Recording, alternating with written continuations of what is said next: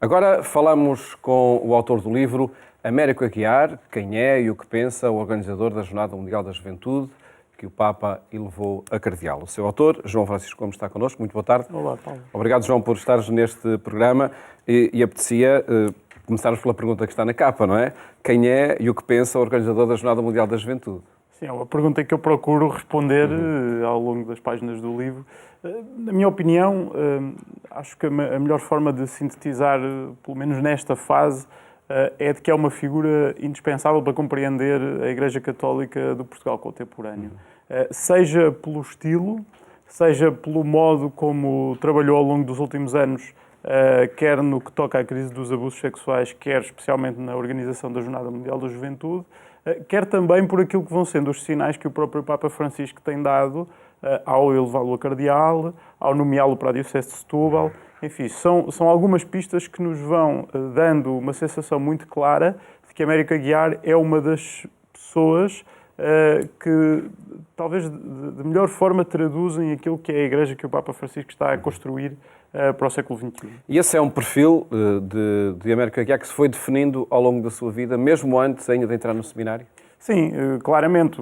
A biografia de Américo Aguiar é, de facto, um percurso muito interessante, ao contrário de muitos padres e bispos que às vezes vamos entrevistando e que dizem eu desde criança sentia a minha vocação sacerdotal. Não, a vida dele é um pouco diferente. Ele não nasceu numa família especialmente católica, por exemplo, que normalmente é um dos critérios... Mesmo sendo em Lessa do Bali? Exatamente. Mas é como ele próprio descreve, uma família de casamentos, batizados e funerais, né? Como aliás, se calhar, muitos em Portugal talvez se identifiquem. E depois teve uma passagem muito importante pelos escoteiros, pelo escotismo católico, que aliás foi inspirada pela banda desenhada, sim, mais concretamente, e ele conta nessas entrevistas, pelos sobrinhos do Pato Donald, do Huguinho, Zezinho e Luizinho, que eram escoteiros nos desenhos animados e que tinham muitas desses desenhos animados eram aventuras dos escoteiros mirins, e foi de facto essa paixão pela banda desenhada que o levou, mais tarde, quando abriu um agrupamento de escoteiros em Lessa do Balio, a inscrever-se. E foi no contexto do escotismo católico que, e é a análise que eu faço perante as entrevistas que lhe fiz, que surgiram duas grandes áreas de grande relevo na vida dele. Por um lado, a participação de cidadania e a vida política ativa, e por outro lado, a vocação sacerdotal. Se calhar tocando no primeiro assunto, que de facto é um aspecto que talvez seja contraintuitivo quando olhamos para um padre. Efetivamente, como escoteiro, ele fez parte logo ajudou a criar um grupo de defesa do rio Lessa, que era na altura um dos rios mais poluídos da Europa, e nessa qualidade começou logo desde cedo a interagir com os presidentes das câmaras municipais ali daquela zona.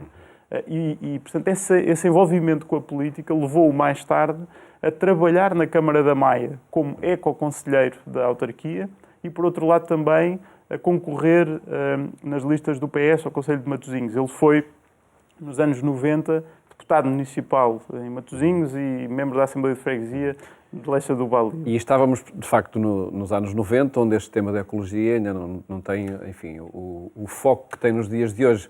Foi também o tema que ele abordou depois na tese de licenciatura, já como teólogo, já como seminarista. Exatamente. Ele depois vai para o seminário, já depois dessa experiência política e também por influência do escotismo.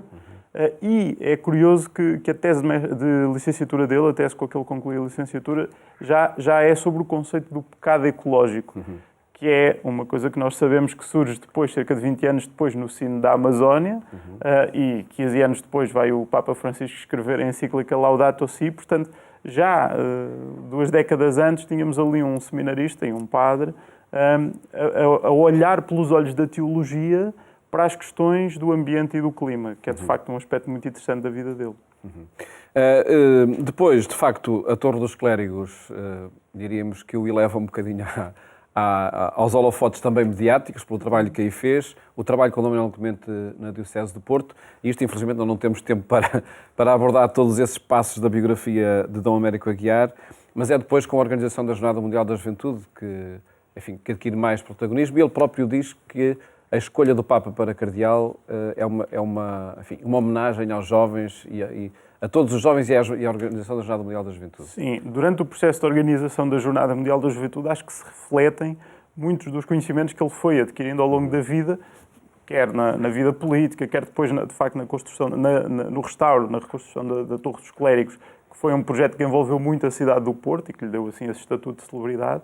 E, de facto, organizar a Jornada da Juventude, um evento como nunca tinha acontecido nada do género em Portugal, com as dimensões e com o envolvimento da sociedade civil, foi, de facto, algo que, olhando para a Igreja Católica em Portugal, possivelmente tendo em conta o perfil e a vida de Américo Aguiar, seria efetivamente a pessoa certa para o fazer. E, aliás, depois o Papa Francisco acaba por reconhecer o grande mérito dele e ao dizer que foi a jornada mais bem preparada que ele E, na tua opinião, onde é que se encontra esse mérito? O que é que fez desta jornada a melhor preparada, a mais bem preparada na história mais recente, pelo menos, das jornadas? Que é isso que há um aspecto interessante que é o grande envolvimento das bases, dos jovens na preparação da jornada. Eu acho que quando olhamos para a organização deste evento, não vemos um evento organizado a partir de cima, pelo Vaticano, pela Diocese, por uma estrutura clerical que impôs um modelo e um evento pré-fabricado aos participantes,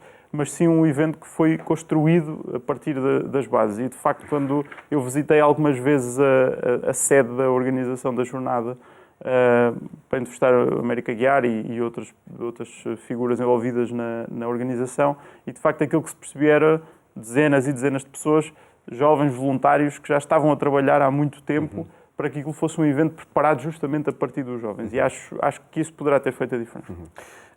Faz a diferença também agora a escolha de Dom Américo Aguiar, a escolha do Papa Francisco para cardeal e depois a nomeação para uma diocese, diríamos, periférica, não central. Há aqui uma marca do Papa Francisco nessa escolha muito nítida. Claramente. E eu gostava de salientar primeiro um ponto. Eu poderia aqui dizer que já estava a antecipar que Américo Aguiar seria Bispo de Setúbal, mas estaria claramente a mentir. Acho que foi uma surpresa grande ver a notícia de que Américo Aguiar tinha sido nomeado Bispo de Setúbal, tal como umas semanas antes foi uma surpresa ver a nomeação para cardeal. Agora, efetivamente, olhando para estas duas nomeações, acho que elas fazem de facto todo o sentido e acho que não podem ser lidas independentemente uma da outra, nem independentemente daquilo que tem sido um esforço do Papa Francisco, que eu acho que tem ido em dois sentidos, quando olhamos para o Colégio dos Cardeais. Por um lado, tem procurado universalizar o Colégio dos Cardeais,